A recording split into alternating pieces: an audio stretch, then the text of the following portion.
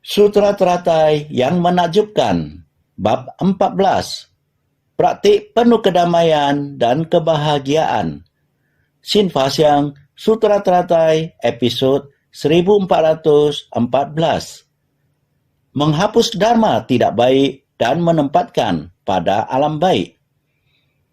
Para bodhisattva, demi para makhluk yang telah menciptakan segala karma dari delusi, karenanya menderita akibat himpitan dari samsara dan terbenam dalam alam sengsara, menggunakan berbagai pembabaran dharma untuk menghapus dharma tidak baik dan menempatkan mereka pada alam baik, memungkinkan batin dari para makhluk masing-masing memperoleh ketentraman. Bersungguh hatilah, tetap harus bersungguh hati. Para bodhisattva demi belas kasihnya kepada para makhluk yang telah menciptakan berbagai macam karma dari delusi, maka berada di dunia manusia, di 6 alam, menerima penderitaan akibat himpitan dari samsara, selalu berada di alam sengsara, alam manusia, ada lagi alam neraka, alam binatang, alam setan kelaparan, dan lain-lain. Ini semua sungguh derita tak tertahankan, walaupun dilahirkan sebagai manusia. Lihatlah, manusia di dalam dunia yang penuh dengan kekeruhan ini, kehidupan yang ceroboh, selalu tergoda mengikuti kondisi lingkungan luar, senantiasa melemahkan kemampuan intuitif diri sendiri, kerisauan dan kegelapan batin, pikiran keliru dan kebingungan terus terjadi. Jadi hasil yang telah diciptakan di dunia manusia adalah mendekat kepada 3 alam sengsara. Benik sebab yang diciptakan mereka pada kehidupan ini, maka akibat yang dihasilkan di kemudian hari adalah dalam alam sengsara. Para bodhisattva tidak tega. Bodhisattva berbelas kasih demi para makhluk yang telah menciptakan karma yang seperti ini, tanpa henti reproduksi, tiada henti terus reproduksi. Dengan menerima kelahiran dan kematian seperti ini, kelahiran dan kematian dunia manusia, kerisauan, kegelapan batin, pada akhirnya menderita di 3 alam kelahiran rendah atau sengsara. Demikian terbenam dalam alam sengsara. Ini semuanya adalah kehidupan yang tak bisa memutuskan sendiri, maka menderita tak tertahankan. Oleh karena itu, bodhisattva mengemban misi dari Buddha untuk melanjutkan kekuatan cinta ini. Jadi mereka tidak tega. Mereka juga datang ke dunia manusia untuk menyebarkan Buddha Dharma dengan menggunakan berbagai cara pembabaran Dharma. Tidak lain adalah untuk menghapus keburukan dari para makhluk. Ajaran tidak baik dari para makhluk adalah energi kotor di dunia manusia. Energi yang amat sangat keruh. Orang-orang zaman sekarang, meskipun terkadang dapat merasa mereka sangat bagus, anak-anak muda ini sangat baik, benar, sangat baik. Tetapi bila melihat dari sikap dan disiplin mereka, dibandingkan dengan aturan dunia yang semestinya, kita merasa bahwa sikap yang mereka tunjukkan masih terpaut sangat jauh dari yang seharusnya. Di masa lalu, konsep dari kehidupan, sikap, penampilan, dan tata krama masyarakat harus dijaga. Namun, sekarang telah berubah seperti ini. Semua orang di masyarakat juga ikut seperti demikian. Cara berpakaian mereka, penampilan, rambut, dan wajah selalu membuat kita merasa mengapa gaya hidup mereka demikian. Penampilan, sikap, dan etika di masa sekarang, meskipun terdengar, oh, pengajarannya sangat bagus, ataupun organisasi ini indah sekali. Namun, dibandingkan dengan masa lalu, dibandingkan dengan standar yang ditentukan, kita hanya bisa meratap dan merasa tidak berdaya. Apa yang harus dilakukan? Terdapat berbagai metode, tetapi berbagai metode ini harus menunggu hingga kapan? Ini sungguh kehidupan yang tidak berdaya. Kekeruhan bukan hanya iklim yang berubah, bukan hanya banyak polusi di dunia. Sesungguhnya kita telah mencemari tubuh kita sendiri, tidak bisa menjaganya tetap bersih. Tidak heran Buddha mengatakan, merenungkan kalau tubuh ini adalah tidak murni, sungguh tidak murni. Tubuh ini pada dasarnya tidak bersih. Ditambah dengan perubahan zaman dan perubahan psikologis, maka kita akan memanjakan diri kita sendiri, tidak tahu bahwa diri sendiri seharusnya menaati etika dan aturan. Dunia kita berubah menjadi demikian, kehidupan yang tidak berdaya. Kita hanya memiliki berbagai metode untuk menghapusnya. Ini juga sulit. Memikirkan untuk melenyapkan dharma tidak baik. Mestilah sangat teliti dan halus agar bisa sangat memuaskan. Ini jaraknya masih sangat jauh. Bisa menghapus dharma tidak baik, barulah bisa benar-benar menuju alam baik. Bisa dari tempat tidak baik itu dipindahkan menjadi kondisi yang baik, merubah kondisi lingkungan dan kondisi batin juga sangat tidak mudah. Berharap bisa memungkinkan batin dari para makhluk agar memperoleh ketentraman, harus terlebih dahulu dari batinnya. Kondisi batinnya kita rubah, kemudian tubuh dan pikirannya, barulah bisa aman dan tentram. Manusia sekarang, dirinya sendiri juga tidak tahu harus berbuat apa. Sebenarnya hendak menuju ke arah yang mana. Dia juga tidak begitu jelas. Ini disebut makhluk hidup yang kebingungan di dunia. Ini disebut terbenam dalam alam sengsara. Demikianlah terus terbenam. Dharma baik sangat sulit untuk muncul. Adalah mengikuti zaman yang demikian, kondisi kehidupan yang demikian terus tenggelam. Hal amat sederhana seperti kebersihan diri dan penampilan diri. Setiap orang menjaga diri sendiri saja tidak sanggup. Bagaimana bisa menjaga bumi, iklim yang tidak selaras? Ini membuat kita sangat khawatir. Hendak bicara mengenai kondisi luar, harus terlebih dahulu bicara tentang kondisi dalam batin dengan baik. Kondisi dalam batin adalah demikian. Asalkan memiliki niat hati, maka tidaklah sulit. Lihatlah di Ekuador, saat ini kita sedang mendengarkan Dharma. Mereka di sana sedang bekerja keras dengan serius. Sedang melakukan apa? Sedang membimbing untuk membangkitkan tekad dari orang-orang, menyemangati semua orang, berharap agar mereka dapat bangkit dari bencana, berharap agar mereka dapat mengembangkan kekuatan mereka.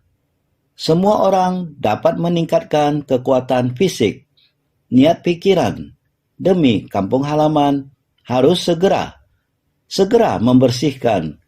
Melihat informasi yang dibagikan oleh mereka juga sangat terharu. Kekuatan orang-orang semakin lama semakin bersatu. Melihat seluruh gelanggang olahraga, orang-orang yang datang untuk ikut Cash for World.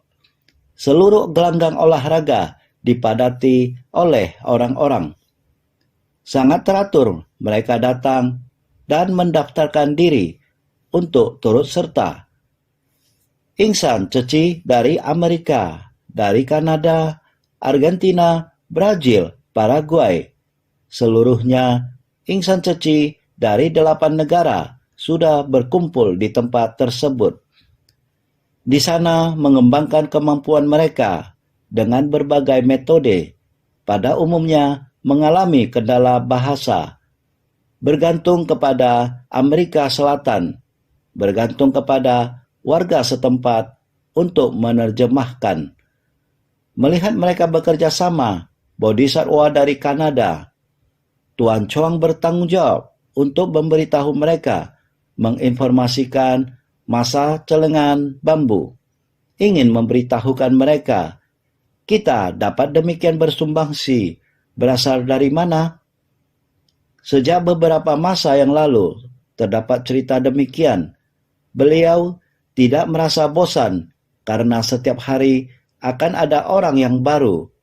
Maka mereka setiap hari berkumpul, adalah orang yang berbeda. Jadi dia akan bercerita kepada mereka.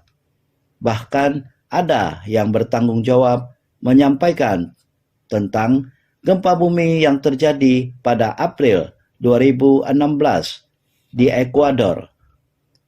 Bagaimana mereka bersumbangsi? Mereka menceritakan banyak cerita yang menyentuh. Juga ada yang bertanggung jawab menceritakan tentang 30 ibu rumah tangga, cerita tentang bagaimana mereka menyebarkan semangat celengan bambu di pasar. Inilah bagaimana mereka membagi tugas, relawan yang berbeda, berbagi cerita ceci yang berbeda. Semua orang yang mendengarkan sangat tersentuh. Relawan mulai mengeluarkan celengan bambu. Ketika celengan bambu dikeluarkan, semua orang bersama-sama memasukkan uang ke dalam. Mereka tahu bahwa jika semua uang dalam jumlah kecil ini dikumpulkan, ternyata dapat membantu banyak orang. Jumlah yang kecil dapat menjadi banyak. Ternyata uang yang mereka terima sekarang adalah dikumpulkan dari sumbangan orang banyak. Yayasan ini telah melewati sejarah 50 tahun lebih. Sudah demikian banyak negara yang didatangi. Orang-orang yang telah ditolong juga ada demikian banyak. Mereka semua telah tahu cerita ini dengan jelas, sehingga mereka dengan senang hati berdonasi uang ke celengan bambu. Bahkan ada yang ingin membawa pulang celengan bambu, sehingga mereka dapat berdonasi dalam waktu panjang. Setiap hari, keluarga yang melakukan kebajikan pasti memiliki banyak hal yang patut dirayakan. Setiap hari kita harus menyimpan pikiran penuh cinta kasih. Dengan demikian, dalam berbuat kebajikan, kita tidak pernah lelah. Harus bersabar, menggunakan berbagai metode agar Dharma menyerap ke dalam batin orang-orang. Lihatlah semangat dari kelompok relawan. Orang yang berbeda menyampaikan cerita yang berbeda. Sebenarnya, ketika semua kelompok digabungkan, adalah mewakili cinta kasih yang utuh dari ceci. Ini juga membuka dan menunjukkan ajaran-ajaran. Kekuatan cinta kasih harus seperti ini. Kita praktikkan. Butuh banyak orang. Bukan hanya Buddha yang mengajarkan Dharma, Bodhisattva juga perlu untuk berbagi tugas. Tidak peduli dari mana mereka berasal, para relawan datang dari 8 penjuru dan berkumpul di Ekuador. Mereka saling berbagi dengan para korban bencana. Apa yang sudah mereka jalani? Apa yang mereka rasakan? Dan mereka memahami cerita yang sebenarnya. Para relawan mengembangkan kemampuan mereka di sana. Semua orang mendengarkan dengan penuh sukacita. Setelah mereka berikrar di tempat itu, semua orang berkumpul dengan rapi dalam suatu upacara, menyanyikan lagu kebangsaan. Semua orang sangat sopan berdiri dengan rapi, menyanyikan lagu kebangsaan mereka, menyanyikan lagu dari ceci satu keluarga, kemudian semangat setiap orang terbangkitkan. Setelah membangkitkan semangat dengan pikiran bajik mereka, begitulah semua orang pergi dengan membawa peralatan kerja mereka. Ada lagi yang terlihat begitu teratur. Kepala daerah Kabupaten Santa Ana, mereka memakai t-shirt tercetak huruf yang besar, yang merupakan nomor urut area dan nomor berapa. Ini merupakan kerjasama dengan pemerintah kabupaten. Bupati Fernando sangat bersungguh hati. Bagaimana mengatur sebanyak orang ini untuk bersih-bersih? Pasti membutuhkan ketua kelas. Ketua kelas meminta anggota tim memakai seragam tim, dibagi kelompok dan dibagi kelas, sehingga dapat membawa mereka keluar secara berurutan. Dan ini dilakukan sangat teratur. Barisan mengantri untuk mendaftar dengan rapi dibawa keluar. Ini kerjasama yang tanpa celah. Bupati melihat mereka sangat teratur. Mereka keluar untuk bekerja dengan senang. Bupati masuk dan mengungkapkan rasa syukur dan berterima kasih kepada setiap relawan ceci dari berbagai negara yang berbeda, saling memeluk dan mengungkapkan rasa syukur dan berterima kasih. Semua relawan berasal dari negara yang berbeda, namun datang dengan semangat dan prinsip yang sama, begitu sempurna. Orang yang berbeda bercerita dan merangkai cerita yang utuh, sangat menyentuh. Maka melihat semuanya sangat berbahagia. Bupati daerah ini pun berkata, mulai hari ini tim kalian bertambah 1 orang. Bertambah siapa? Tambah diri saya. Ini adalah bupati berada di hadapan para relawan ceci dan mengungkapkan hal ini. Dia juga secara resmi telah bergabung ke dalam organisasi ceci sebagai seorang relawan. Seperti demikian yang terjadi, yakni pada saat ini waktunya adalah pada tahun 28 April 2017. Jalan hidup pada hari ini, pekerjaan pada hari ini amat efektif. Terdapat beberapa sekolah menengah Santa Ana, tertutup lumpur di sana yang lengket dan tebal. Lumpur yang sangat tebal jika tidak menggerakkan orang banyak. Melihat mereka menyekop tanah, lumpurnya sangat lengket. Hanya dengan melihatnya sudah kelihatan amat berat. Satu sekop saja sudah begitu lengket. Hendak menyekop satu sekop saja sungguh tidak mudah. Lalu harus memasukkannya ke dalam bulldozer. Sangat menghabiskan energi. Lalu dari dalam bulldozer, lumpur didorong masuk lagi ke dalam truk. Sangat lengket pula. Manusia bekerja bareng dengan mesin besar. Tumpukan lumpur sangat besar dan setinggi gunung. Demikian, seperti itulah yang dibersihkan. Ketika bertumpuk menjadi tumpukan lumpur, melihat mereka hendak membersihkan lumpur setumpuk demi setumpuk. Setelahnya akan menggunakan air untuk membersihkannya. Ada begitu banyak kumpulan orang yang membersihkan sekolah tersebut hingga bersih.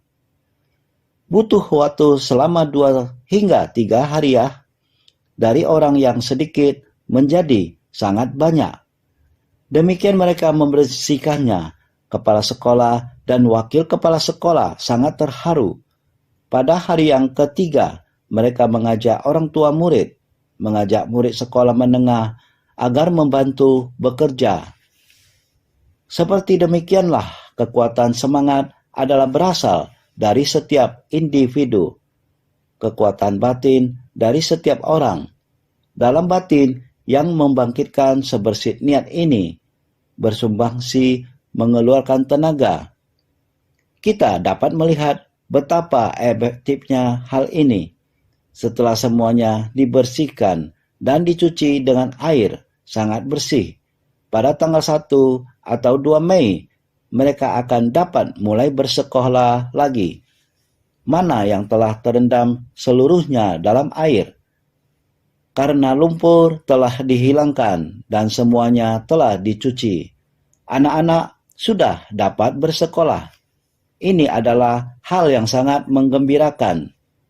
Pertama-tama, kita harus membersihkan pikiran di batin kita. Sebelum kita bisa membersihkan lumpurnya dan membersihkan ruang kelas, ini sangat mengharukan.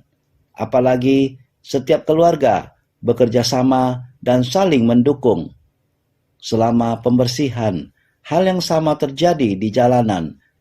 Dari 2-3 hari yang lalu hingga hari ini, tempat ini telah berubah secara drastis.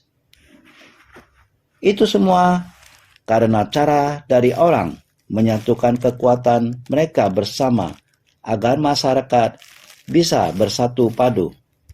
Kita memerlukan banyak cara berbeda untuk bersumbangsi, untuk membantu semua yang terkena dampak bencana ini, mengubah lingkungan mereka menjadi murni dan bersih. Tempat tersebut tidak berubah, namun keadaan berubah. Oleh sebab itu, menempatkan mereka pada alam baik, menghapus yang tidak baik, tanah berlumpur ini, dan lain-lain. Begitu besar cakupannya, semua orang merentangkan tangannya. Tidak berdaya lagi. Apakah ada sesuatu di dunia ini yang tak dapat ditolong? Saat batin setiap orang terinspirasi, tidak berdaya ini adalah tidak bermanfaat. Mengubah yang tidak berdaya ini menjadi dharma. Menggunakan dharma untuk membersihkannya di tempat yang sama, tetapi di alam yang berbeda, menjadi segar dan bersih. Menempatkan mereka pada alam baik. Inilah yang perlu dilakukan. Jika pikiran ini tidak dibangkitkan, bagaimana kekuatan itu akan keluar? Dengan bersatu hati, barulah kekuatan ini memungkinkan setiap orang untuk menjadi tenang dan damai. Memang benar, kekuatan cinta kasih sungguh menakjubkan. Sang Buddha datang ke dunia ini, tujuannya ialah untuk membangkitkan sifat welas asih dari setiap orang. Sebenarnya, mengapa bencana bisa menjadi begitu parah? Sering sekali dikatakan tentang karma kolektif para makhluk. Dikarenakan karma yang diperbuat oleh manusia sudah menyebabkan iklim menjadi ekstrim dan menyebabkan suhu di laut telah meningkat. Maka dari itu, di tempat yang kering, sangatlah kering.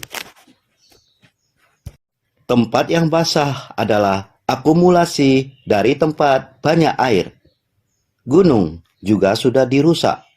Sekarang, jika turun air hujan yang deras, sekalinya air tersebut datang menerjang, air sungai akan meluap.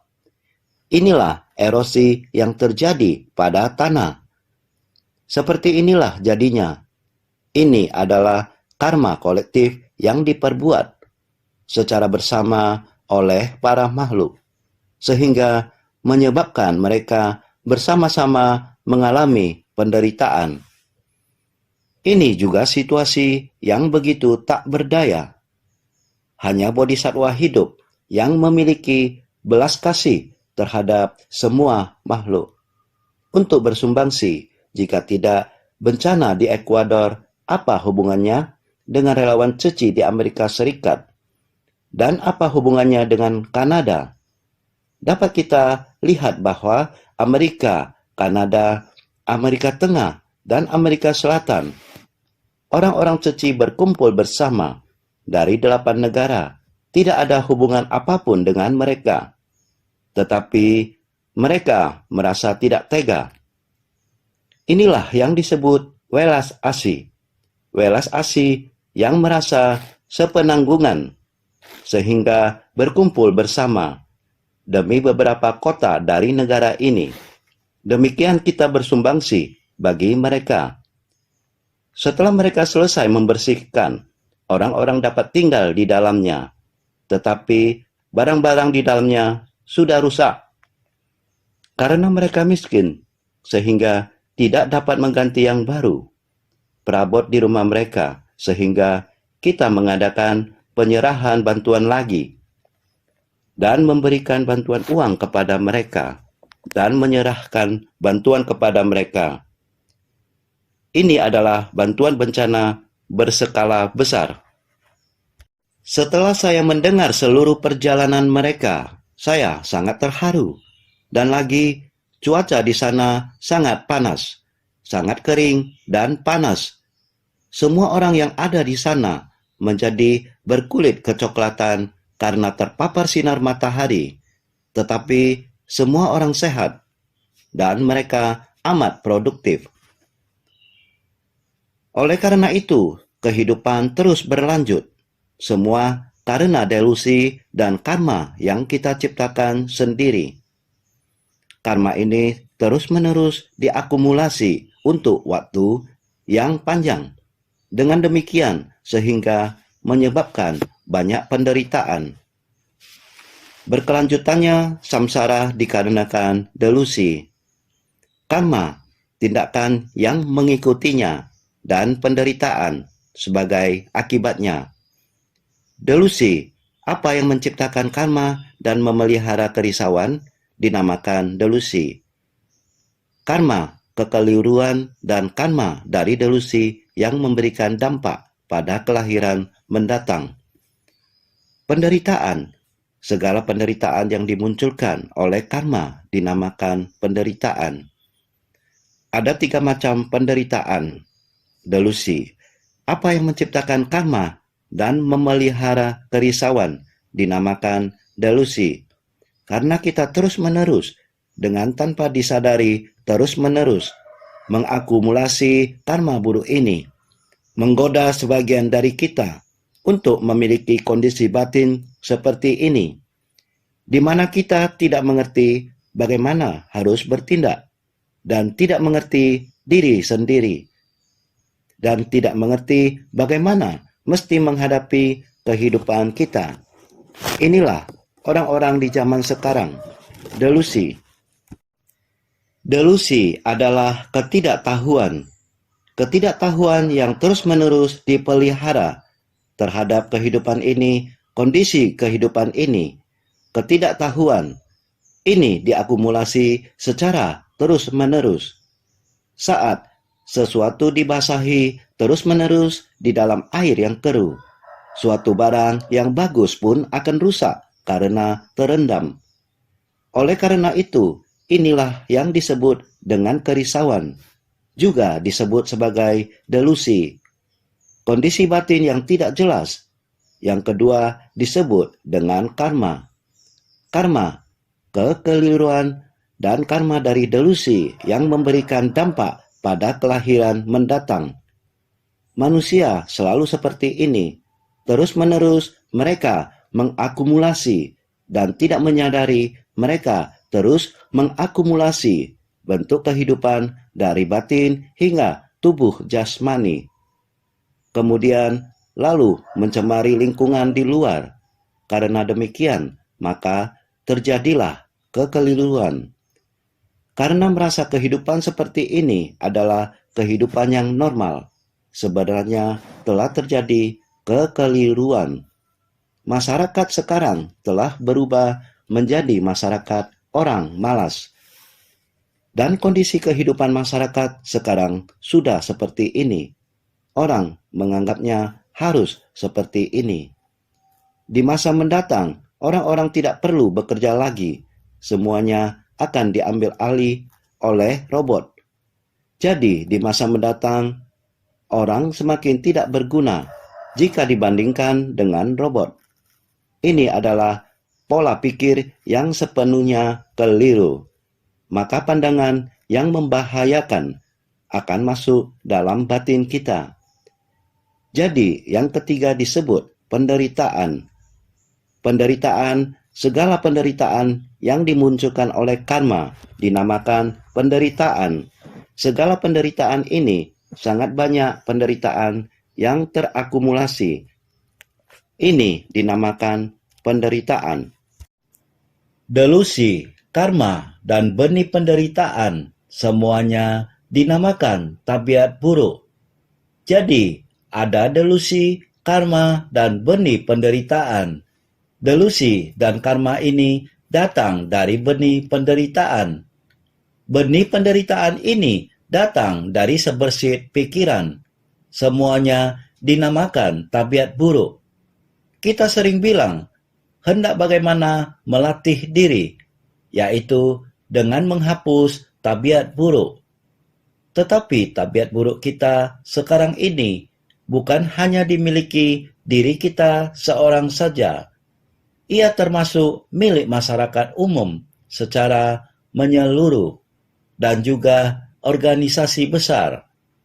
Ia telah membentuk suatu budaya. Ini suatu hal yang mengkhawatirkan bagi masyarakat di masa depan, dari sekarang sampai masa yang akan datang. Oleh karena itu, kita menciptakan delusi, karma, dan penderitaan. Delusi, karma, dan penderitaan akan dialami oleh para makhluk di masa yang akan datang. Dalam ketidaktahuan dan delusi kita sekarang, kita terus-menerus menciptakan karma buruk. Pada akhirnya, kita mendapatkan pembalasan karma. Dideskripsikan dengan satu kata, yaitu penderitaan. Jadi inilah yang dikatakan delusi, karma, dan penderitaan. Inilah bagaimana para makhluk berreinkarnasi di 6 alam. Tidak terlepas dari 3 kata ini, delusi, karma, penderitaan. Inilah bagaimana kita para makhluk terus-menerus bertumimbal lahir di 6 alam. Tidak terlepas dari 3 kata ini, delusi, karma, dan penderitaan. Ini adalah bagaimana kita sebagai manusia terus datang kembali ke sini. Maka bagaimana kita bisa menjadi tentram dan bahagia? Yaitu, kita harus mencapai kondisi yang hening, tenang, menakjubkan, dan langgeng. Untuk mencapai kondisi ini, kita harus kembali ke sifat hakiki tata kita. Sifat hakiki tata kita yang jernih, murni, dan penuh kebajikan. Kita harus mencapai kondisi yang hening, tenang, menakjubkan, dan langgeng. Orang yang tentram dan bahagia barulah dapat mencapai kondisi yang hening, tenang, menakjubkan, dan langgeng. Orang yang senantiasa meredakan urusan duniawi barulah dapat menghapus pemikiran untuk memaksakan jodoh. Kita mesti berpadu dengan Dharma, berpadu dengan Dharma, asalkan selama kehidupan sehari-hari kita tidak meninggalkan Dharma. Dengan sendirinya, kita akan menjadi tenang dan damai. Jadi, pada saat sekarang, kita mesti mempertahankan untuk tekun bersemangat. Urusan duniawi perlu diakumulasi, sehingga kita mesti menegakkan kehidupan yang bajik dan terus maju ke depan. Lihatlah bagaimana insan ceci tidak pernah cuti, dan bagaimana mereka tidak membedakan wilayah.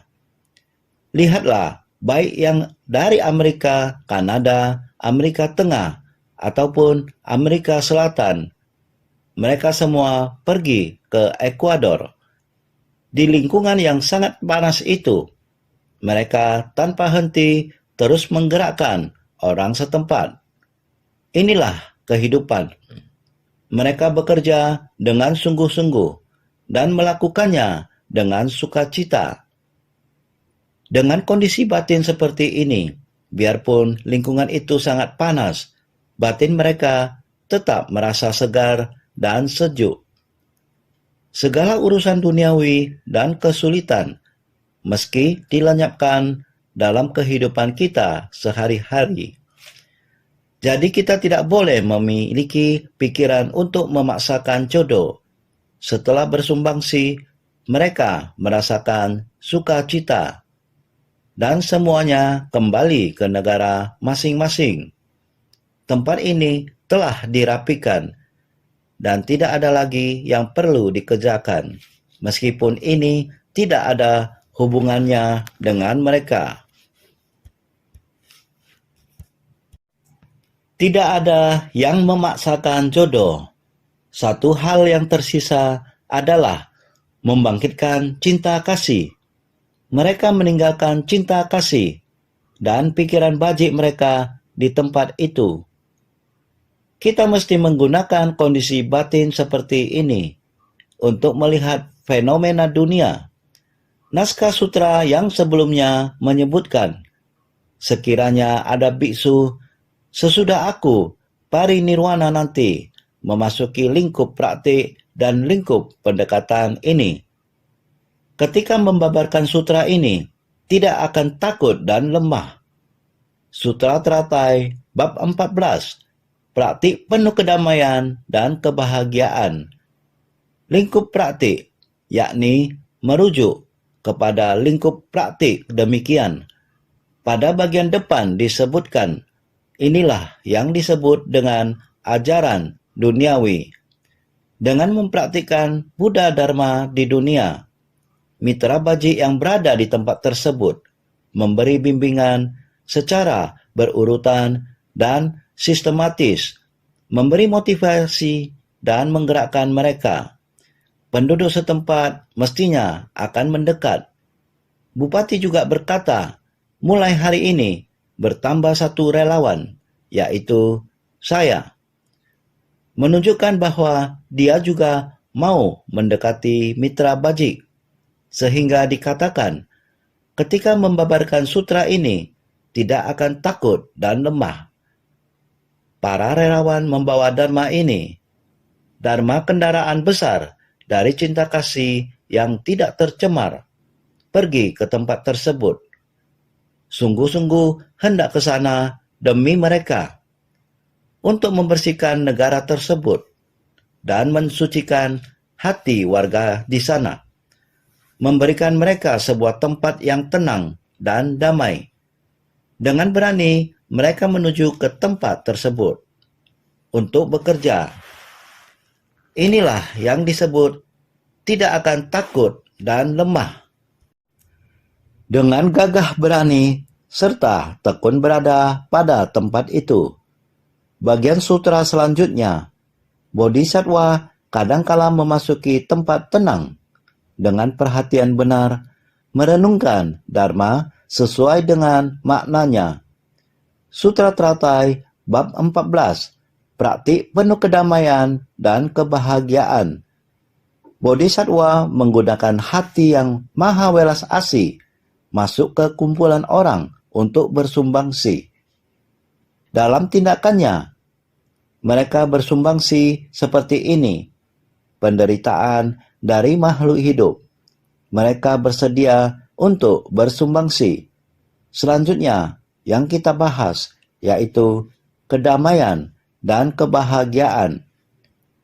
Batin dari diri kita, di luar sana bersumbangsi untuk makhluk hidup yang menderita, perlu mengerahkan kekuatan dan kebijaksanaan, mengorbankan tenaga, menerapkan welas asih dan kebijaksanaan di tengah kerumunan orang banyak. Di dalam diri mereka sendiri, mereka memperoleh kedamaian dan kebahagiaan. Kedamaian dan kebahagiaan dalam batin mereka. Dari manakah benih sebab ini berasal? Karena memasuki tempat tenang untuk melatih dhyana, maka dapat berhenti dari berbuat kesalahan dan kejahatan, serta mencapai kondisi yang bebas dari wujud aku atau wujud orang. Bodhisattva kadangkala ini menjelaskan benih sebab dari kedamaian dan kebahagiaan karena memasuki tempat tenang. Untuk melatih jnana, makanya dapat berhenti dan berbuat kesalahan dan kejahatan, serta mencapai kondisi yang bebas dari wujud aku atau wujud orang. Meditasi terus-menerus mengatakan kepada kita, untuk merenungkan dengan tenang, kita harus benar-benar bersungguh-sungguh mengatur dalam batin kita. Hiruk-pikuk gangguan dari luar dengan kondisi yang sangat kotor.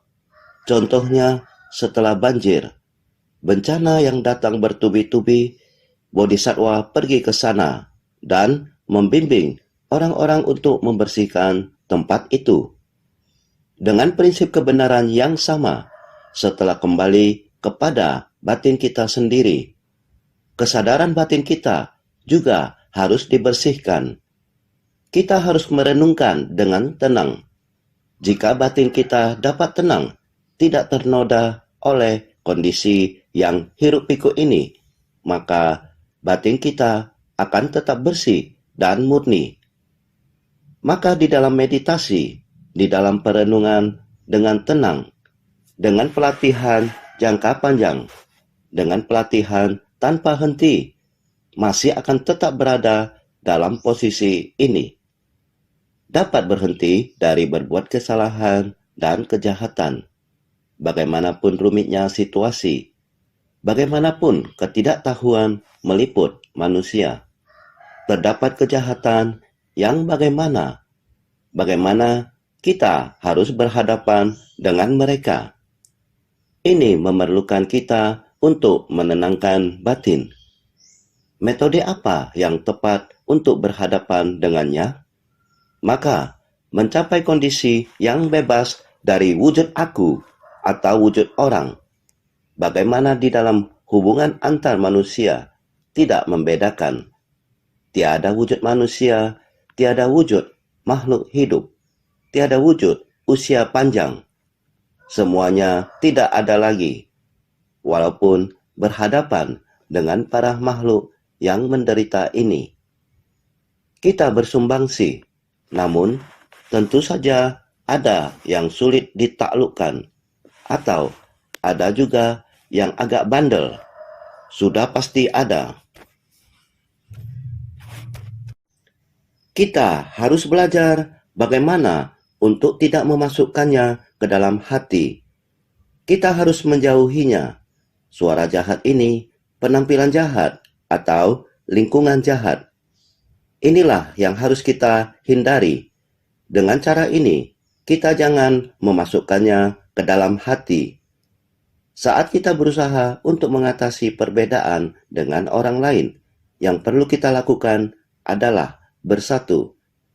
Bekerja bersama tentu sudah benar, sehingga apabila bisa demikian, memperoleh dharma tanpa keakuan. Dharma ini bisa kita genggam dengan sangat baik. Kita harus mengikis keakuan ini dan kesombongan diri. Juga harus mengikis keakuan dan pandangan tentang diri. Bagaimana kita menggunakan kebijaksanaan agar bisa saling memahami, agar semua orang memiliki satu arah yang sama. Ini sangatlah penting. Ini adalah sebuah contoh yang dapat mencakup prinsip tersebut. Tingkah laku kita, pikiran kita harus senantiasa tenang. Kondisi batin yang tenang, sekacau apapun kondisi di luar, hati kita juga harus tetap tenang. Ini berkaitan dengan kondisi dari batin dan dari lingkungan luar. Kita harus senantiasa menjaga batin seperti ini. Ke dalam tiada kekeliruan, ini adalah dharma. Jika memiliki dharma, tiada lagi kemelekatan akan diri kita. Batin tidak ada lagi kekeliruan. Dengan sendirinya, batin damai, tanpa takut atau lemah. Kita bisa memiliki tenaga yang besar di tempat tersebut dan memiliki tekad untuk membimbing orang. Setiap orang memiliki pembagian kerja masing-masing, tanggung jawab masing-masing, bisa berbicara dengan semua orang, bisa menjinakkan pikiran setiap orang. Jadi, tidak ada rasa takut lagi. Makanya dinamakan kedamaian dan kebahagiaan di tempat tersebut. Meskipun harus bersumbangsi banyak tenaga dan pikiran, namun batin mereka tanpa rintangan. Sangat bersukacita, damai, dan bahagia. Bodhisattva kadangkala memasuki tempat tenang. Ketika seorang bodhisattva berjodoh dan ingin membabarkan dharma, terlebih dahulu hendaknya memasuki ruangan yang hening dan tenang. Jadi, bodhisattva kadangkala memasuki tempat tenang. Sekarang kembali membahas tentang lingkungan. Ketika seorang bodhisattva berjodoh dan ingin membabarkan dharma, terlebih dahulu hendaknya memasuki ruangan yang hening dan tenang. Jika bodhisattva memiliki jalinan jodoh, saat mau membabarkan dharma, mereka harus menenangkan diri terlebih dahulu. Harus mempersiapkan batin sendiri terlebih dahulu. Batin saya harus memahami dharma. Bagaimana membabarkan dharma? Bagi yang mendengarkan dharma saat ini, kapasitas apa yang mereka miliki? Lingkungan yang seperti apa? Jadi mereka pasti harus merenungkan terlebih dahulu. Berdasarkan orang, waktu, dan tempat. Hendak membabarkan dharma kepada mereka, kita tentu harus bersungguh hati menghayati. Jadi bodhisattva pasti harus demikian adanya. Dengan perhatian benar, merenungkan dharma sesuai dengan maknanya, dengan batin penuh konsentrasi benar, mengingat dan memikirkannya, menghimpun dharma di dalam batin, makanya dinamakan perhatian. Sesuai makna dalam sutra, merenungkan dulu dharma yang seharusnya dibabarkan. Dengan perhatian benar, mengikuti kapasitas tersebut. Waktu dan orang. Berdasarkan orang, waktu, dan tempat membabarkan dharma kepada mereka. Ini harus dengan batin penuh konsentrasi benar. Batin kita harus penuh konsentrasi benar. Pada saat ini, di tempat ini, dengan kapasitas orang-orang ini, saya mesti mengajarkan dharma apa untuk mereka? Ini batin kita harus konsentrasi terlebih dahulu. Menenangkan sifat kita, mengingat dan memikirkannya. Kita harus melihat ke belakang dan merenungkan, sebenarnya kita telah mempelajari dharma apa? Dharma apa yang dapat kita gunakan sekarang, agar sesuai dengan kapasitas mereka. Jadi dharma yang telah kita dengar, kita harus menyimpan dalam ingatan kita. Sebelumnya sering dikatakan, dharma yang kita dengar sering bocor, masuk ke satu telinga ini, keluar dari telinga lain, tidak menyerap dharma ke dalam batin. Inilah yang harus kita ketahui, agar kita dapat menerapkan pada waktunya. Jadi kita harus mendengarkan dengan sungguh-sungguh, dan menyerapnya ke dalam batin. Tempat yang seperti apa? Waktu yang seperti apa? Orang yang seperti apa? Bagaimana kita berbicara kepada mereka? Ini sangat penting. Jadi harus mengingat dan memikirkannya, sehingga menghimpun dharma di dalam batin. Dharma ini harus selalu disimpan dalam batin kita. Makanya dinamakan perhatian. Sehingga kita harus punya perhatian benar dalam naskah sutra perhatian benar, yaitu setelah mendengar dharma harus disimpan dalam batin. Sewaktu akan dipergunakan, tergantung pada orang, tempat, dan waktu.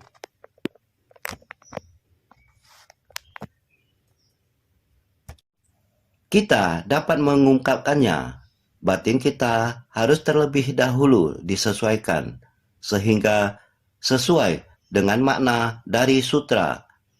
Mengamati orang yang berada di tempat ini, semestinya melakukan hal apa untuk mereka, lalu mesti mengatakan apa, mengatakan sesuai dengan yang saya dengar, mengatakan sesuai dengan yang saya lakukan. Selalu demikian pengalaman yang kita perbuat, mengatakannya pada orang. Seperti Bodhisattva Ekuador ini, mereka mengatakan apa yang mereka lakukan, juga yang pernah saya dengar, sehingga saya dapat mengatakannya lagi kepada kalian.